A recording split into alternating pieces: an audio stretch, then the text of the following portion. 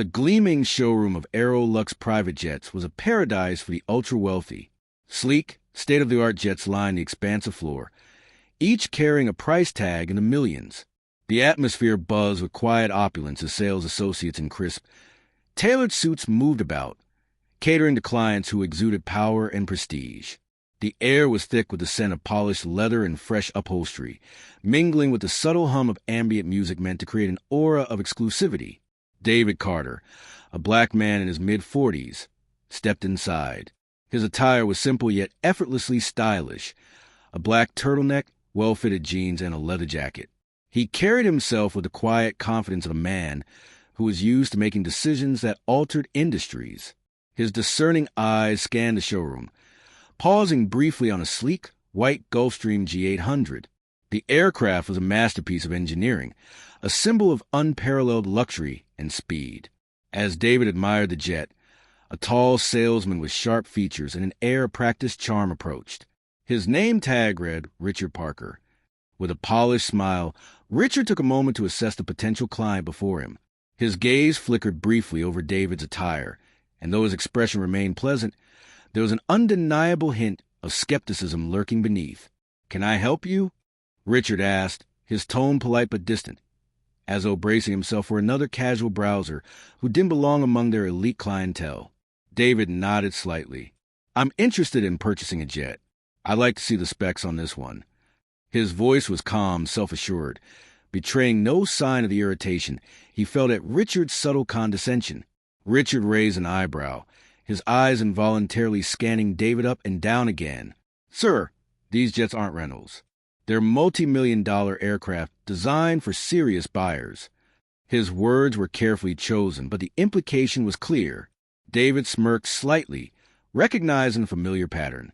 He had encountered this kind of treatment before, people who assumed his worth based on his clothes rather than his status. It was an annoyance, but it also presented an opportunity. "I know what they are. That's why I'm here." Richard scoffed subtly and crossed his arms. "Right. Well, just so you know, these models start at $75 million. Maybe I can direct you to something more reasonable." David's expression remained unreadable, though he felt a pang of disappointment. The showroom's grandeur had promised excellence, but instead, he was met with the same outdated prejudices he had seen too many times before. "I'm not looking for reasonable. I'm looking for the best," David said evenly. "Now, are you going to show me the specs, or should I find someone else who will?" Richard chuckled, shaking his head, exuding the kind of arrogance that came from years of selling to the wealthy elite. "Look, buddy, we don't just hand out brochures to window shoppers. These jets are for high-net-worth individuals, people who actually have the money to buy them." He gestured vaguely at David's outfit. "Our clientele are CEOs, world leaders, billionaires, not." Before he could finish, David reached into his pocket and pulled out a sleek, black titanium CEO card. The logo of Carter Aviation Group was embossed in gold, the name beneath it unmistakable. Richard's face paled instantly as he read the card. The name clicked in his mind like a slap across the face. David Carter, the billionaire CEO of Carter Aviation Group, one of the largest private jet leasing and manufacturing firms in the world.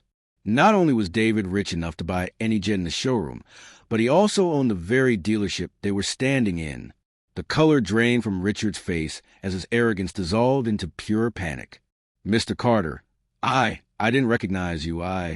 David held up a hand, stopping him mid-sentence. "No, you didn't bother to recognize me," he said, his voice calm yet firm.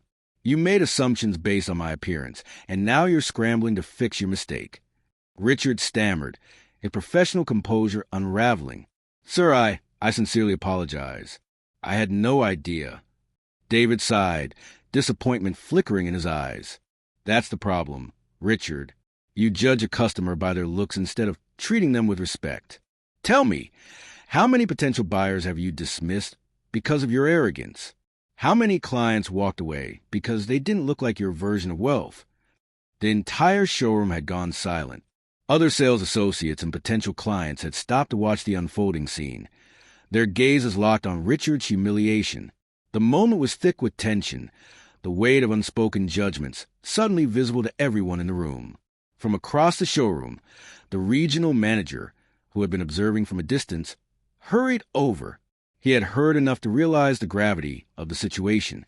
"Mr. Carter," the manager began, his face etched with worry, "we are so sorry for this misunderstanding." David turned to him, his voice unwavering. "Fire him." Richard's face drained of color. "Sir, please, David's tone remained calm, but his words were absolute. "You judge a customer by their appearance instead of treating them with respect. That kind of attitude has no place in my dealership." The manager nodded immediately. "Understood, sir." Security arrived within moments, escorting a stunned Richard out of the showroom. His protest died in his throat as he realized there was no point in pleading his case. With that matter handled, David turned back to the jet he had been admiring.